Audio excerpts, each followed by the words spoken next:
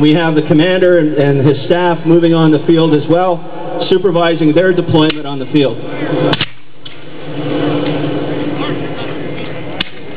You'll note the various steps that the soldiers use in loading their weapons. There's about a dozen steps to take the ball and the powder, put it in the barrel, ram it home, bring the weapon about, and present and fire.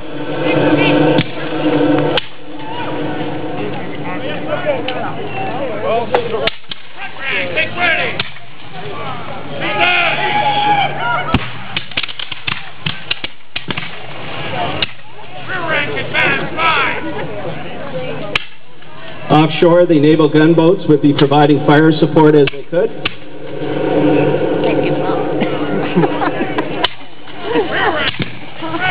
They're giving tours. Picking up people and doing tours. They gave up on this hours ago.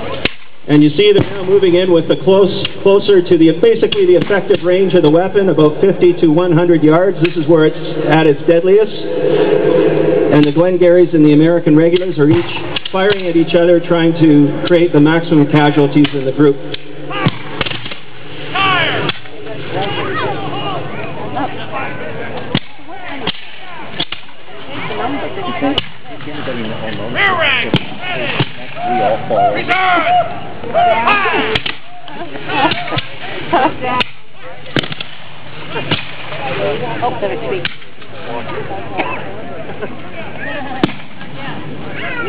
You see some of the men have taken to the ground and they're firing from the ground as well, and there's casualties that occur during these actions as well. The medical evacuation system was in its infancy in this period. Generally, soldiers were left on the field and cared for afterwards by the regimental surgeon. A form of Medicare. The expression, bite the bullet? Yeah. Good luck.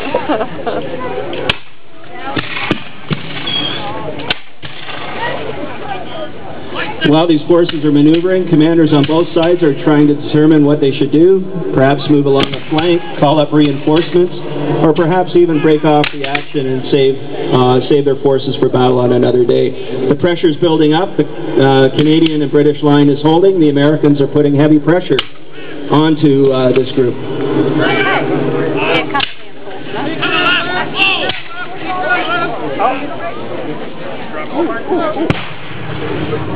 Americans are extending their line now as the Canadians close in.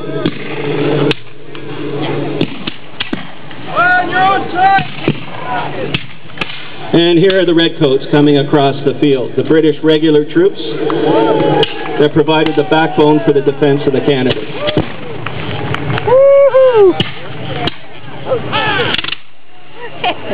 Let's go! Get round up!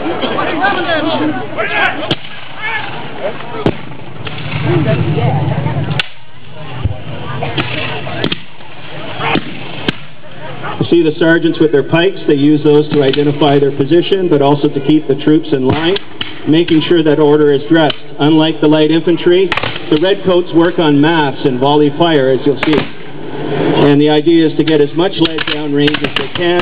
The Glengarrys have moved into a similar formation, and now it's just volley after volley. Imagine the discipline that's required amongst these soldiers in order to undertake and withstand this type of fire.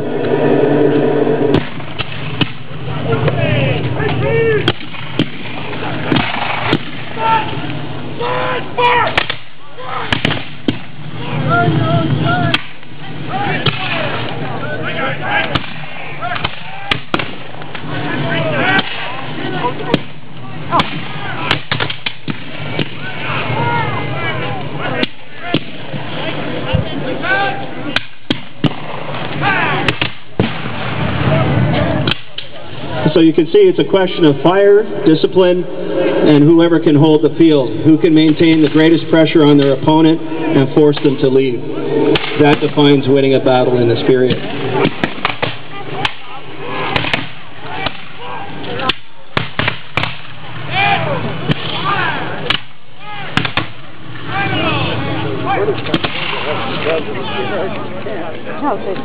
Yeah, this is way